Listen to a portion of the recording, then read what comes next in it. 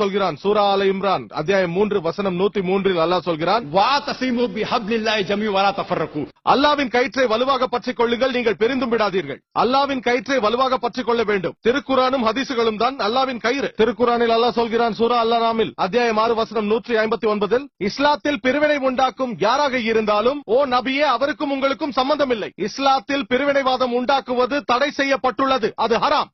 ஆனால் நீங்கள் எந்த பிரிவு என்று முஸ்லிம்களை கேட்டால் சிலர் நான் ஹனஃபி, சிலர் நான் ஷாஃபி, சிலர் நான் ஹம்பலி, சிலர் நான் சலஃபி என்றெல்லாம் சொல்வார்கள். நபி யாராக இருந்தார்கள்? அவர் ஹனஃபியா, ஷாஃபியா, ஹம்பலியா, மாலிகியா யாராக இருந்தார்கள்?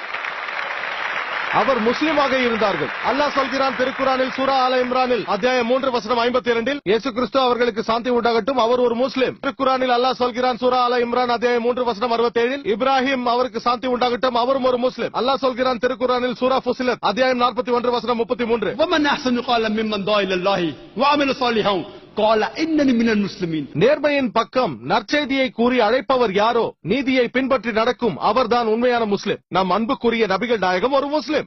நாம் முஸ்லிமாக அழைக்கப்பட வேண்டும் என்று அல்லாஹ் சொல்கிறான். முஸ்லிமை விட சிறந்த பெயர் இருக்க முடியாது. இந்த 4 பெரிய இமாம்களும் இமாம் அபு ஹனீஃபா, இமாம் ஷாஃபி, இமாம் அஹமது இப்னு ஹம்பல், இமாம் மாலிக் அனைவருக்கும் சாந்தி உண்டாகட்டும். மாபெரும் அறிஞர்கள், என் அன்பிற்கும் மரியாதைக்கும் பாத்திரமானவர்கள், மாபெரும் அறிஞர்கள். ஆனால் இந்த 4 பெரிய அறிஞர்களும் சொல்லியிருக்கிறார்கள், என்னுடைய தீர்ப்பானது அல்லாஹ்விற்கும் ரசூலிற்கும் மாற்றமானதாக இருந்தால் அதை தூக்கி எறிந்து விடுங்கள் என்று.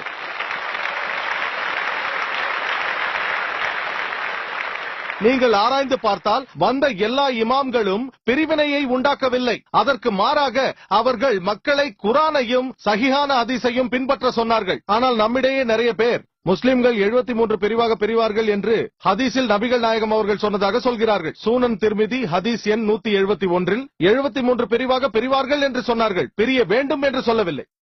அல்லாவே சொன்னாலும் நாம் பிரிவினை ஏற்படுத்துவோம் என்று நபிகளுக்கு தெரியும். குழப்பத்திலிருந்து வெளிவர சிறந்த வழி அல்லாஹ்வையும் ரசூலையும் பின்பற்றுவது. முஸ்லிம் என்று அழைத்துக் கொள்வது நமக்கான சிறந்த அடையாளம். எந்த சிறந்த அறிஞராக இருந்தாலும், உலகத்திலேயே சிறந்தவராக இருந்தாலும் அவரிடத்தில் ஆதாரத்தை கேளுங்கள்.